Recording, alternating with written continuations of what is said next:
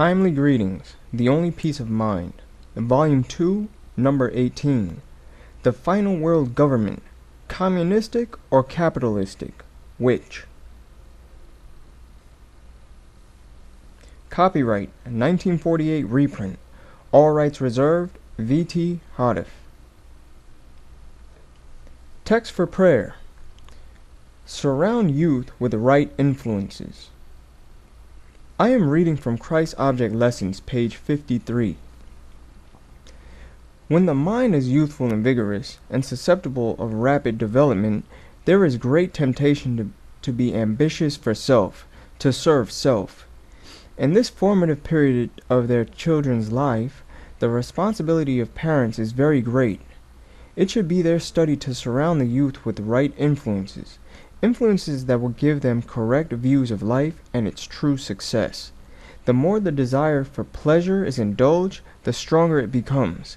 The interest of these youth is more and more absorbed in amusement, until they come to look upon it as the great object of life. They form habits of idleness and self-indulgence that make it almost impossible for them ever to become steadfast Christians. We are here enjoined to pray that the youth be trained and weaned from serving self, that the parents themselves learn this, for in many instances parental impulses lead the children into worldliness and pride, that the parents and children realize that the more the desire for pleasure is indulged, the stronger it becomes, and the more impossible it is to satisfy, that we all understand that unless the youth are given correct views of life and its true success, they will become absorbed in amusement and come to look upon it as the great object in life. The Final World Government, Communistic or Capitalistic? Which? Revelation chapter 17 and 18. Text of address by V.T. Hadif, Minister of Davidian Seventh-day Adventist. Sabbath, December 13th, 1947. Mount Carmel Chapel, Waco, Texas. Revelation chapter 17, verses 1 through 3. And there came one of the 7 angels which had the 7 vials, and talked with me, saying unto me, Come hither, I will show unto thee the judgment of the great whore that sitteth upon many waters, with whom the kings of the earth have committed fornication, and the inhabitants of the earth have been made drunk with the wine of her fornication. So he carried me away in the spirit into the wilderness, and I saw a woman sit upon a scarlet-colored beast, full of names of blasphemy, having 7 heads and 10 horns. This beast is seen to portray the world in its day, as are all the beasts of Daniel and the Revelation seem to portray the world in their day. The wilderness being opposite of the vineyard denotes that the beast's domain is not in the promised land, not in the vineyard, Isaiah chapter 5 verse 7, but in the lands of the Gentiles, the wilderness. From his domain, therefore, is excluded the holy land, and by the fact that the woman is sitting on the beast, driving it, is positively shown that she is ruling it, and that the beast itself is the symbol of the dominion of Babylon the Great. The beast's 10 horns portray civil powers, as do the horns of any symbolical beast. And if the wounded head of the leopard-like beast of chapter 13 is symbolical of a religious organization, as is taught by the denomination, then his 7 heads must likewise be figurative of religious bodies. It is that this beast in its entirety, like all the other such beasts of the Bible, symbolizes the Gentile world in its entirety, civil and religious bodies, horns and heads. To blaspheme is for one to speak lightly of God, to work hypocrisy, to profess to be something other than what one actually is. Inspiration's definition is this: I know the blasphemy of them which say they are Jews, and are not, but are the synagogue of Satan. Revelation chapter 2 verse 9. Revelation chapter 17 verses 4 through 6. And the woman was arrayed in purple and scarlet colored, and decked with gold and precious stones and pearls, having a golden cup in her hand, full of abominations and filthiness of her fornication. And upon her forehead was a name written, Mystery, Babylon the Great, the mother of harlots and the abominations of the earth.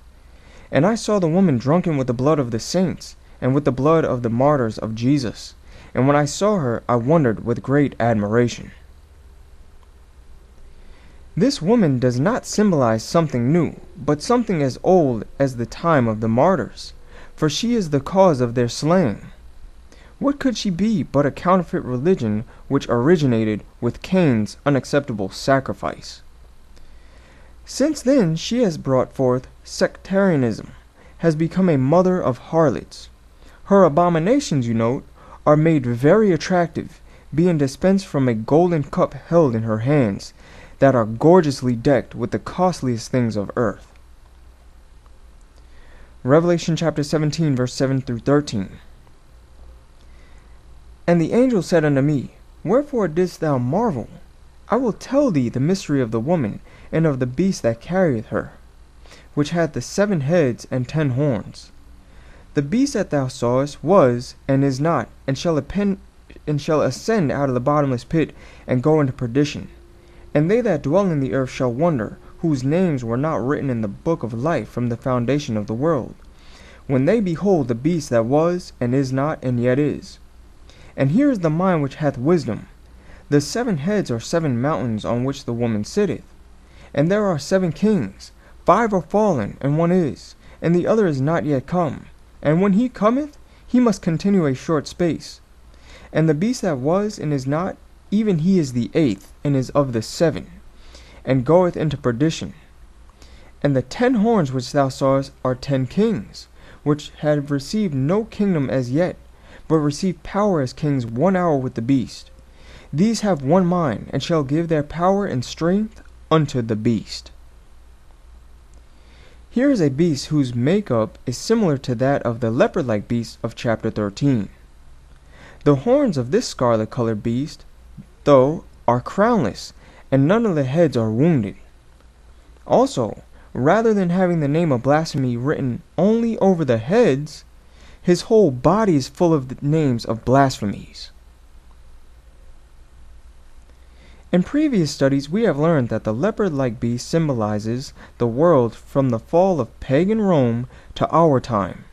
The Great Controversy, page 442.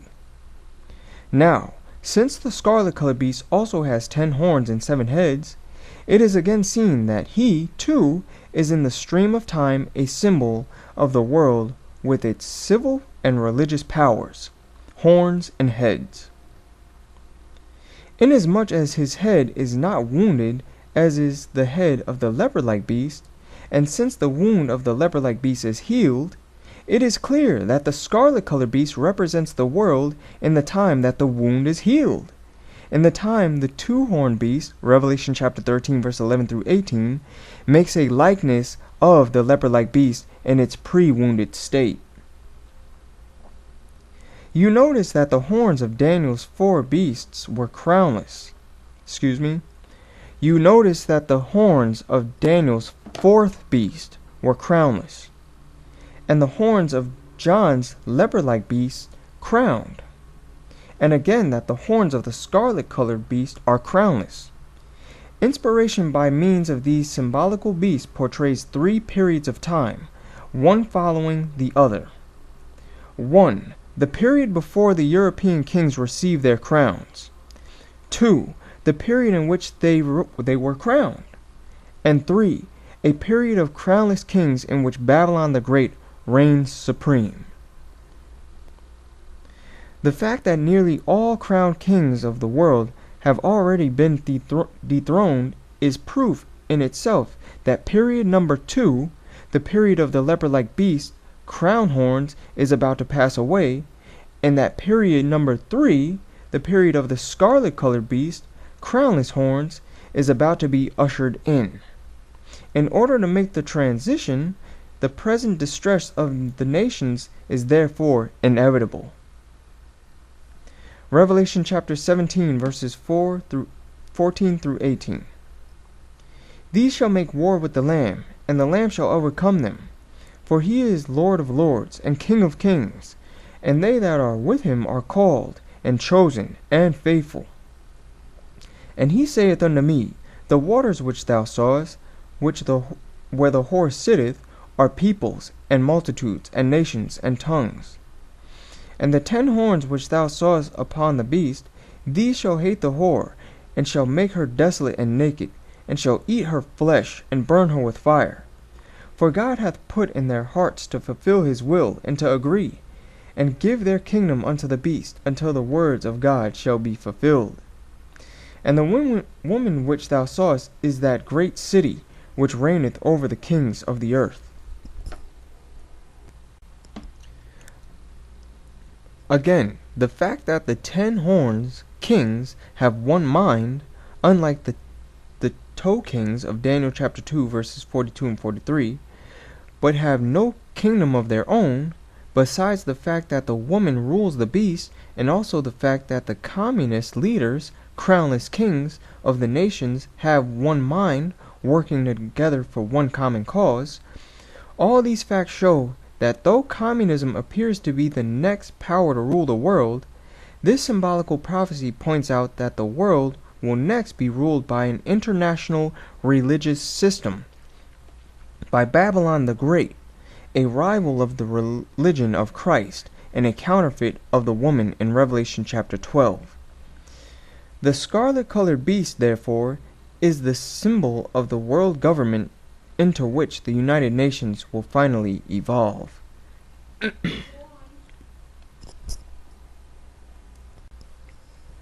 Since those who have no part in the first resurrection, all the unrepented sinners from the beginning of the world to the millennium, are to be resurrected after the 1,000 years. They will then positively discover that their names were not written in the book of life. No, not one of them, even from the foundation of the world. The truth thus stands out clearly, that then only will they behold the beast in its 3 phases, that was, and is not, and yet is. That is, he was before the millennium, and is not during the millennium, and yet is after the millennium.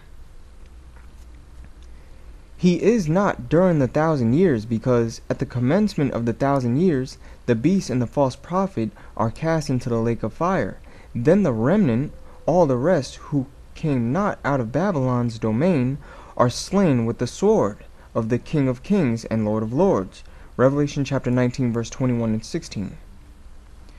To summarize, having lived before the millennium and also after the millennium, and being dead during the millennium, the beast is seen in 3 phases, in 3 periods: the premillennial, in which he was; the millennial, in which he is not; and postmillennial, in which he is. He ascends out of the bottomless pit, out of the pit in which Satan himself is to be bound for 1,000 years, and then go into perdition, Revelation chapter 17 verse 8. That is, he will shortly be put to his second death, from which there is no resurrection. He is the 8th, and is of the 7. That is, there are 4 beasts in Daniel 7, 2 in Revelation 13, and 1 in Revelation chapter 17.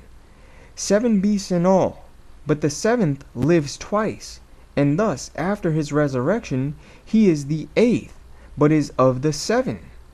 Then he goes into perdition, suffers the second death.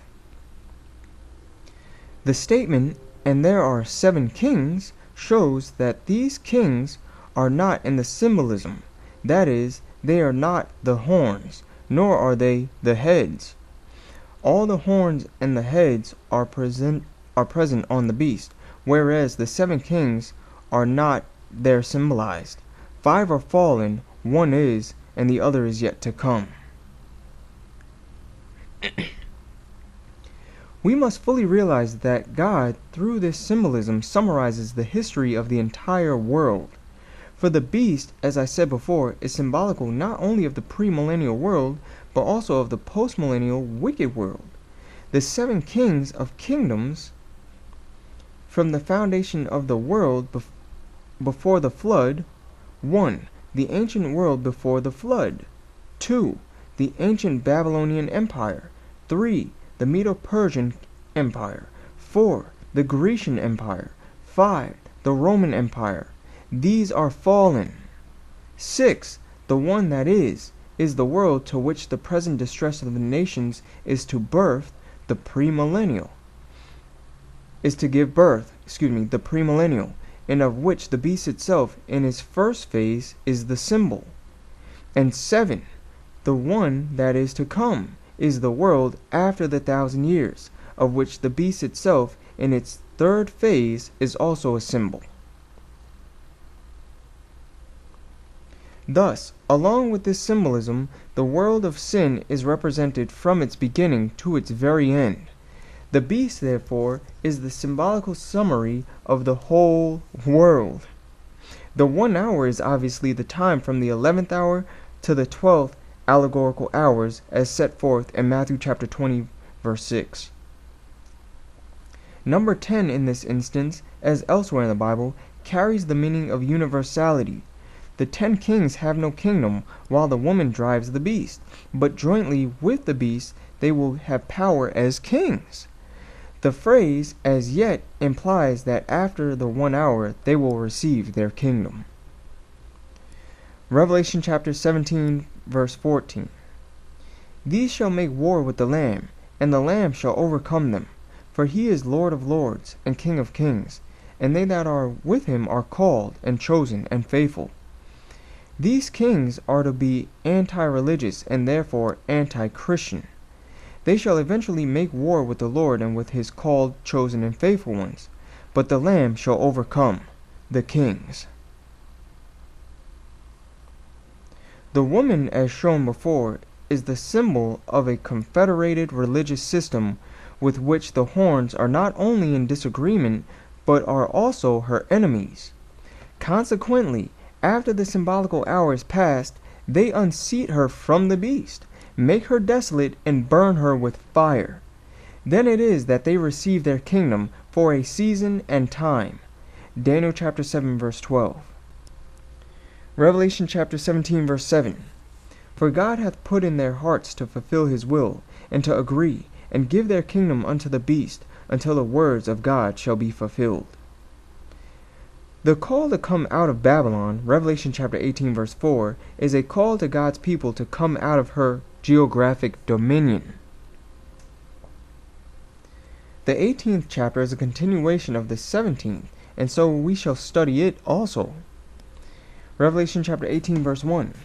And after these things I saw another angel come down from heaven, having great power, and the earth was lightened with his glory. After what things?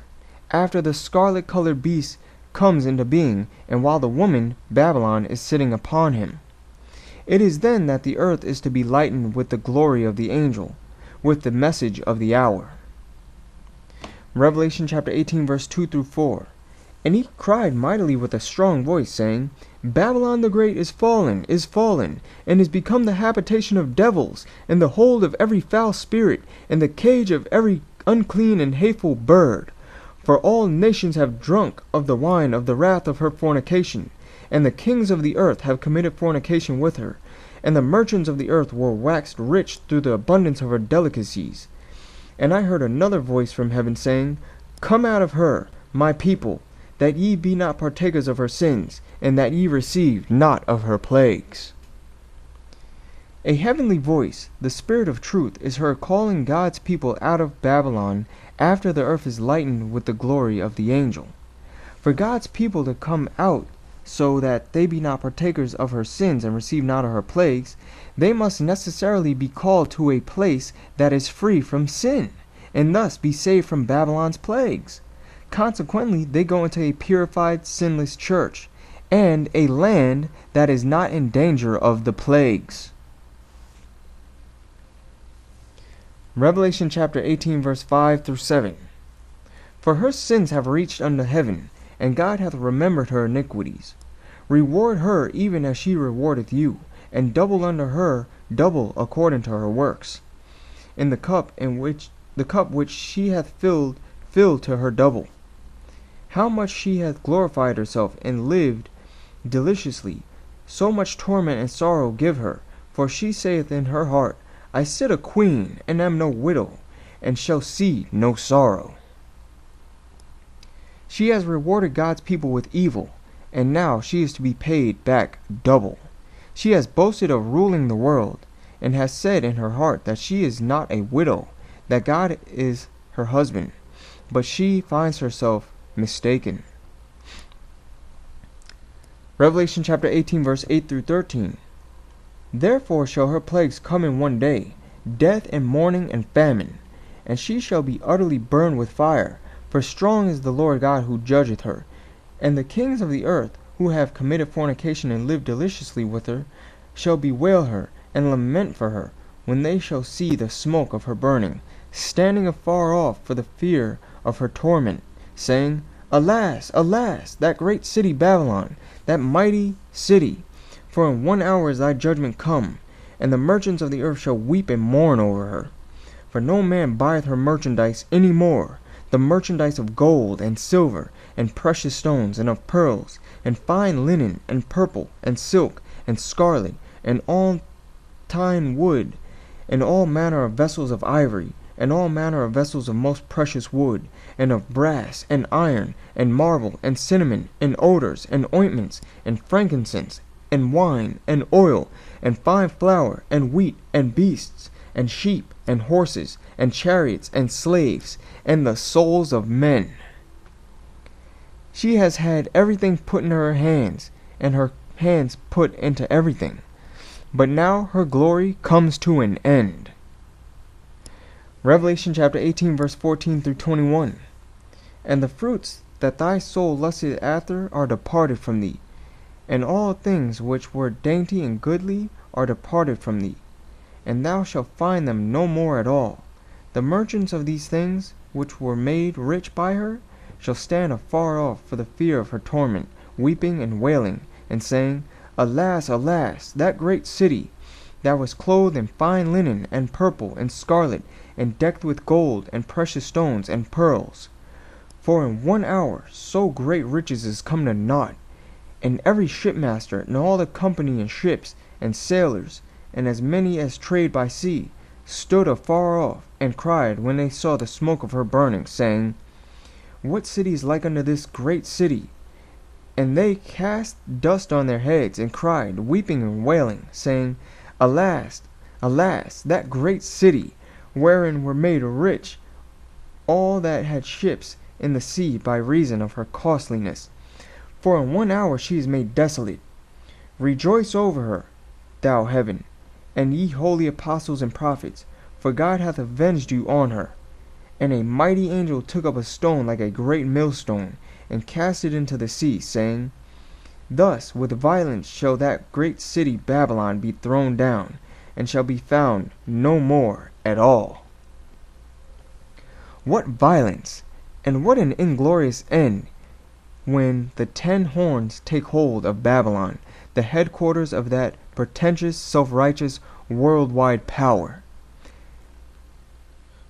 Now is our time and opportunity to get ready for the 4 winds to be let loose, and prepare an asylum, a sinless place for the gathering of the people, and for the finishing of the gospel work in all the world. Revelation chapter 18, verse 22 through 24. And the voice of harpers and musicians, and of pipers and trumpeters, shall be heard no more at all in thee, and no craftsman, of whatsoever craft he be, shall be found any more in thee. And the sound of a millstone shall be heard no more at all in thee, and the light of a candle shall shine no more at all in thee. And the voice of the bridegroom and of the bride shall be heard no more at all in thee. For thy merchants were the great men of the earth, for by thy sorceries were all nations deceived. And in her was found the blood of prophets, and of saints, and of all that were slain upon the earth. We see that this system of government is set up for no other purpose than to make its adherents rich in the name of religion, a practice which supersedes all other forms of idolatry. If our hearts are set on wealth, if our love for money becomes greater than our love to help set up the kingdom, then there is no hope. such shall find themselves magnetically drawn down into Babylon. We must remember that the love of money is the root of all evil, that it is easier for a camel to go through the needle's eye than for a rich man to enter into the kingdom. But sad to say, in spite of this solemn warning, we see even the most informed in the things of God fall victims to such filthy lucre. If we have the dollar when we need it, also are certain from day to day of our clothing, food, and a bed to sleep in, we should feel rich. We should feel as if we had $1 million in the bank. Yes, if we seek first the kingdom of God and his righteousness, and mind the Lord's business, being slothful in nothing and conscientious in everything, then we shall have all these added unto us. Matthew chapter 6, verse 31 through 33. We have therefore again seen that the final world government is to be neither communistic nor capitalistic, but ecclesiastical, and more in favor of capitalism than communism.